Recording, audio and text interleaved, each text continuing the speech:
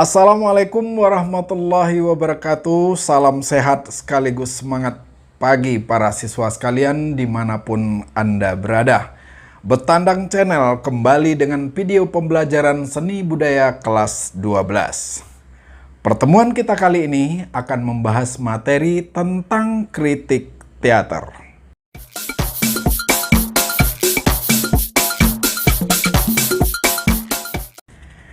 Para siswa hebat sekalian, langsung saja kita pokok pembahasan yang pertama, yaitu naskah drama.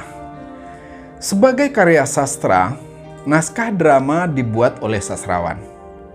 Dalam naskah drama, biasanya pengarang memuat pesan-pesan tentang pengalamannya untuk mendapat tanggapan dari pembaca atau penggarap itu sendiri. Adapun pesan-pesan itu berupa nilai-nilai yang terhimpun dalam ide-ide. Sementara tema lakon merupakan seperangkat ide-ide yang dikomunikasikan pada publik. Kita ketahui banyak naskah drama yang dilahirkan pengarang kenamaan Indonesia. Di antaranya nama-nama tokoh dramawan sekaligus merangkap pengarang itu adalah ada W.S. Rendra, Putu Wijaya, Arifin Senur, dan ada juga nama Nano Rintiarno, serta nama-nama mahal Indonesia lainnya. Para siswa sekalian, berikutnya adalah pergelaran teater. Tentu saja siswa masih ingat pembelajaran sebelumnya tentang teknik pergelaran teater.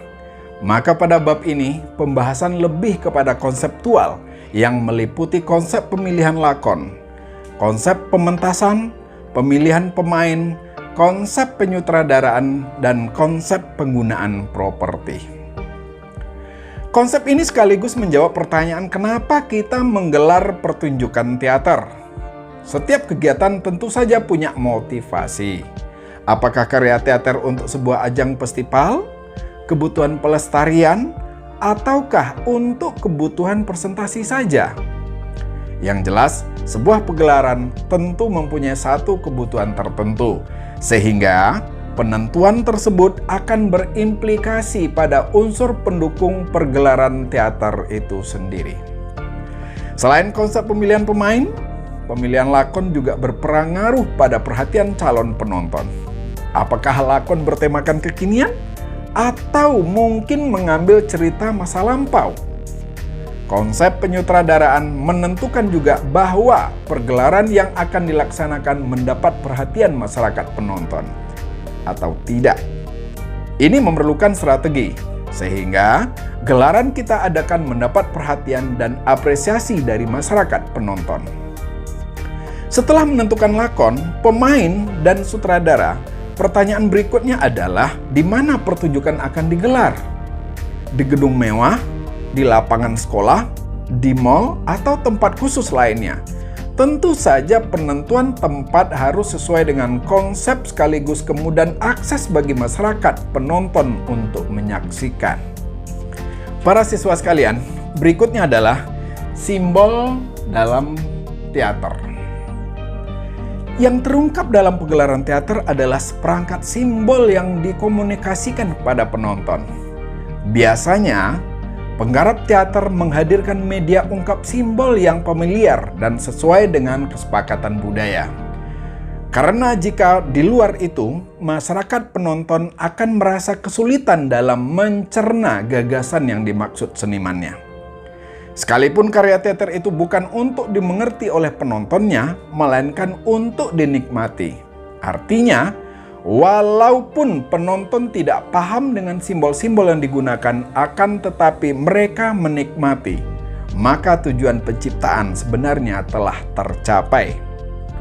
Lain halnya dengan penonton dari kalangan seniman. Di samping menikmati, juga diharapkan untuk mengkritisi karya itu sendiri. Simbol-simbol yang digunakan sebagai sarana komunikasi dalam teater adalah simbol visual, merupakan benda-benda, bentuk-bentuk, warna-warna dari barang perkakas, pendukung pementasan, serta perilaku akting para pemain.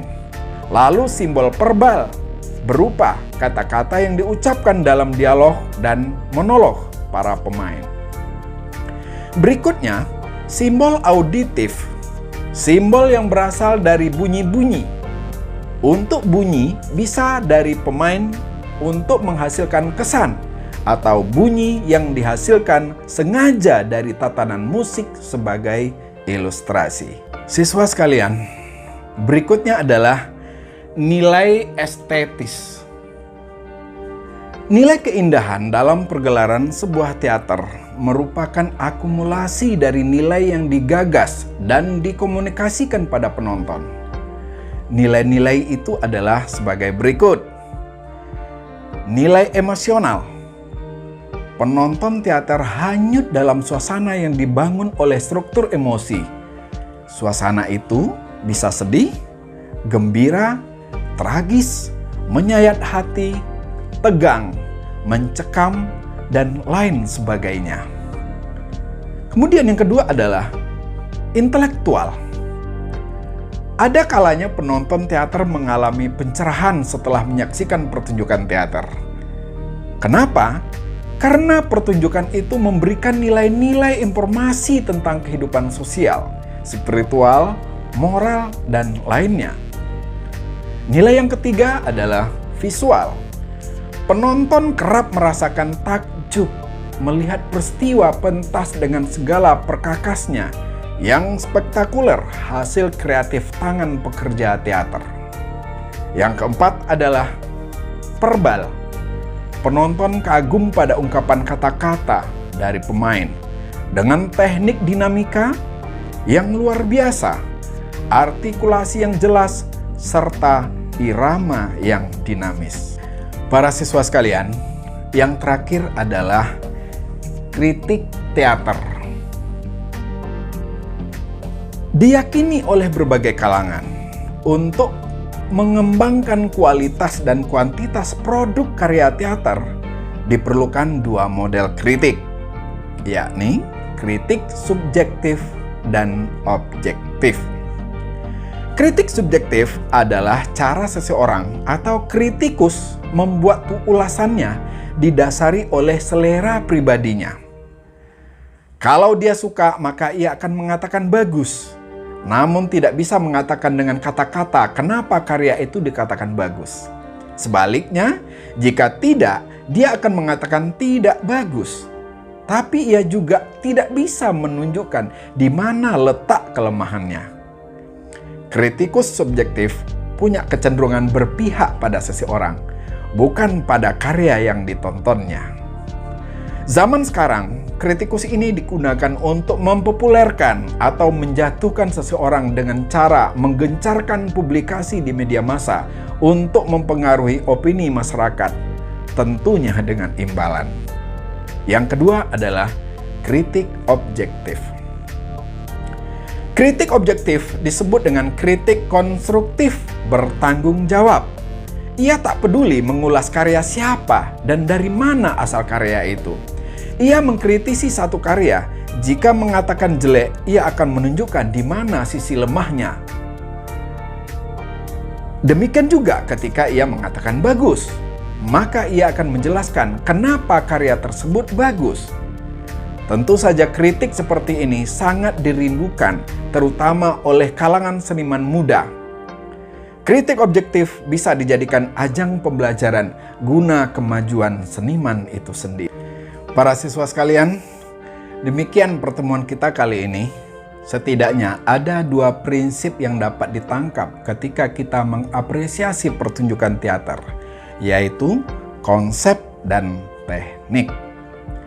Konsep bagus tanpa didukung oleh kemampuan teknis yang memadai tidak akan tercapai. Sebaliknya, jika konsepnya biasa-biasa saja, akan tetapi didukung oleh kemampuan teknis yang memadai, karya teater masih bisa dinikmati oleh penonton, paling tidak sebagai hiburan semata. Pertanyaannya, apa yang harus dikritisi ketika kalian mengapresiasi pergelaran teater? Jawabannya adalah 1. Konsep cerita dan teknis penggarapan cerita. 2. konsep dan teknis pementasan. 3. Konsep dan teknik penyutradaraan. 4. Konsep dan teknik permainan. Sementara yang kelima adalah konsep dan teknik penggunaan properti. Mengkritik bukan berarti menggurui bagaimana seharusnya karya itu dibuat. Tetapi kritik harus mampu mengilhami penggarap atau seniman untuk berkarya lebih baik. Terima kasih.